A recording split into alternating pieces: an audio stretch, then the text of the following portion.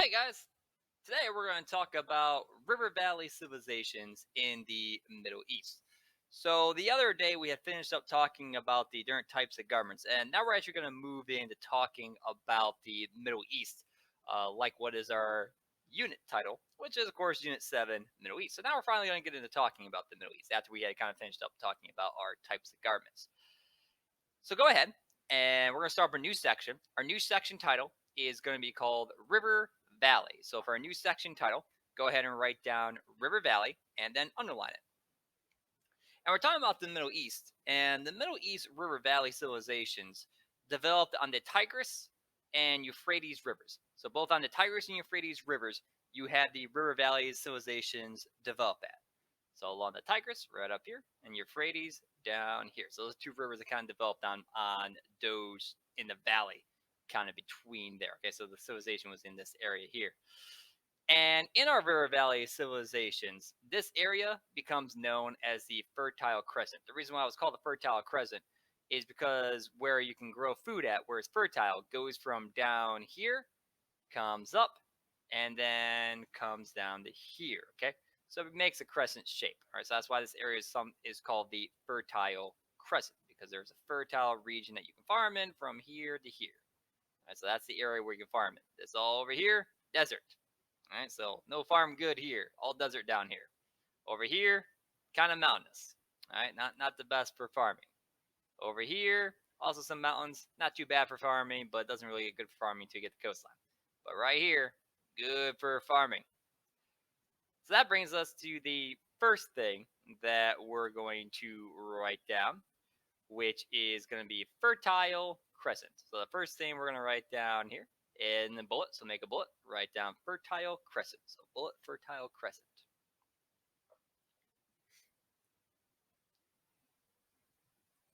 And once you have Fertile Crescent written down, what we're going to talk about now is what does that word fertile mean?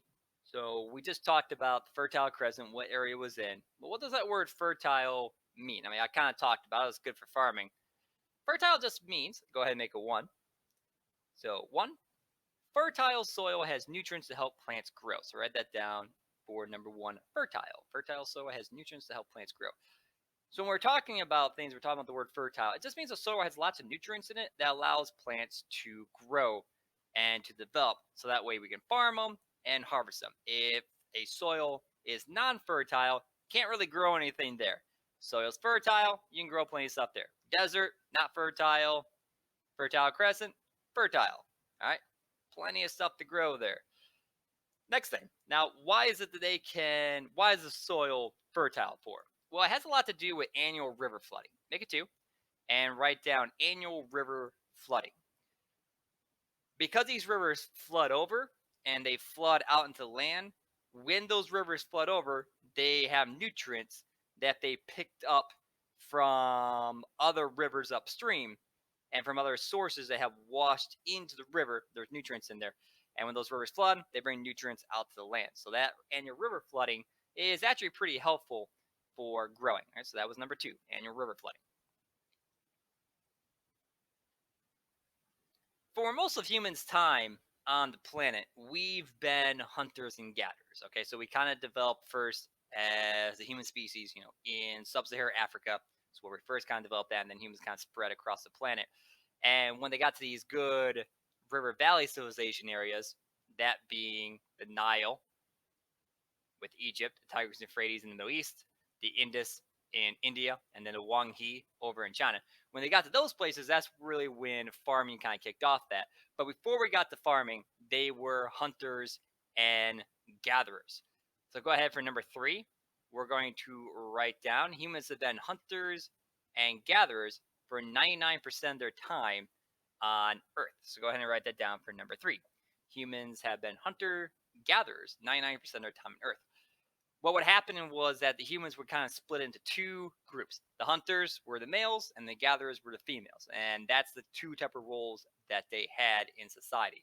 So women would go out and gather whatever food they could find and they could gather, and then men would go out and hunt.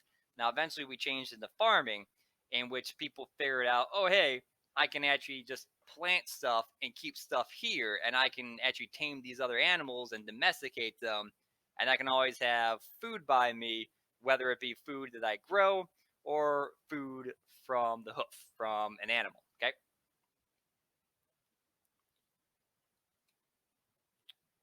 Make a new bullet and go ahead and write down how rivers enrich the soil. So go ahead and make a new bullet and write down how rivers enrich the soil. So how the rivers enrich the soil? We just talked about how floods leave behind fertile soil. Well, there must be a little bit more to that. But before we move on past that, let's make a number one, because we didn't write this down yet, but we probably should. Let's make a number one and write down floods leave behind fertile soil. So write that down for number one. Floods leave behind fertile soil. So we've already kind of talked about that. River floods, fertile, the nutrients inside the river spread out and they get out onto the land, and then you can grow things more easily. Okay, because nutrients get into the soil. How the nutrients get there?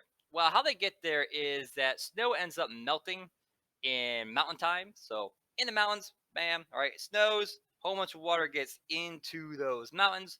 When springtime comes around, it warms up, that snow melts, that water then goes down the mountainside, picks up nutrients, which then moves into rivers. Those rivers, of course, because all the water flood is melting in the mountains, more water is going to those rivers than normal.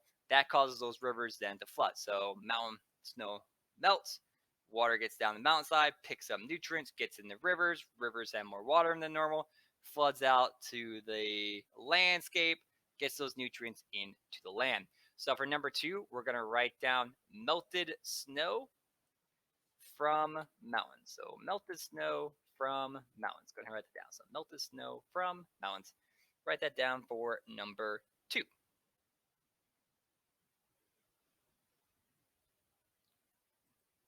We've talked about irrigation before as well. We're not going to write down this, but we talked about irrigation before. Irrigation is when I have dry land and I need to get water from the river to my dry land. And irrigation is just a method of bringing that water to my land. Generally, you're digging kind of a ditch or a canal out to your farmland so water can get to it. So if you live out in Shallow Creek, for example, there's a ditch that goes from the East Fork of the White River out past Shadow Creek, kind of runs through that, and then goes to the north through a couple farm fields. So it kind of goes along us. Okay, so that's for irrigation. That's for bringing water out to the area so that area can be farmed and has a consistent source of water. Next thing, go ahead and make a new bullet and write down energy from an ancient sea. So make a new bullet and write down energy from an ancient sea. So when I'm talking about energy from ancient sea, what does that mean? Well, the Earth was covered long, long time ago, millions of years ago. Earth was covered by a huge sea that covered pretty much most of the Earth. You had sea creatures just swimming around, doing the things they normally did. And when they died, those dead sea creatures would then float to the bottom. Eventually, they would float down to the bottom of the ocean. Mud and sand over time would they cover them. And then over time, that heat and pressure turned that dead matter into petroleum oil.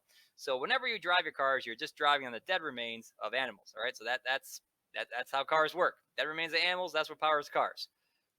And in particular, of course, it's from dead sea creatures. So we're going to make a number one, and we're going to write down number one, dead sea creatures. So write that down for number one, dead sea creatures. The second thing we're going to write down is we're going to make a two, and we're going to write down this thing down here on the bottom where it says, over time, heat and pressure turn dead matter into petroleum. Remember, if you're having a hard time keeping up, there's a pause button. Just press the pause button. So in any case, on that two line, we're going to write down over time, heat and pressure turn that dead matter into petroleum or oil. So I'm going to write that down for number two.